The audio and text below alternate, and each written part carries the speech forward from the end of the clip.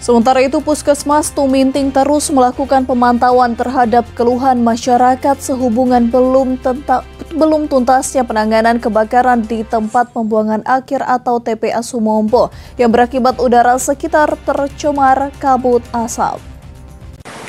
Meski saat ini posko kesehatan di lokasi TPA Sumompo telah berakhir, serta sudah berkurangnya angka kunjungan masyarakat ke posko kesehatan terkait keluhan pernafasan sebagai dampak kebakaran dari TPA Sumompo.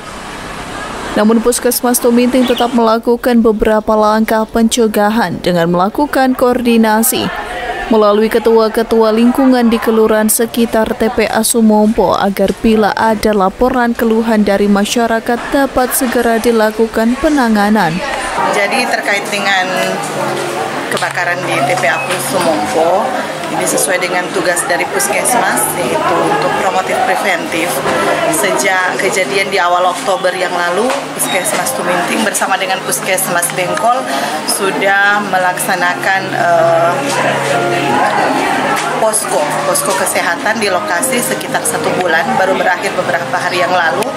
Oleh karena kami melihat sudah berkurang angka kunjungan, sehingga kami menyampaikan untuk penanganan keluhan itu bisa langsung di puskesmas terdekat. Karena sudah terakhir itu 1 minggu terakhir sudah tidak ada yang berkunjung, jadi kami sudah informasikan untuk kembali ke fasilitas kesehatan yang ada di yang terdekat.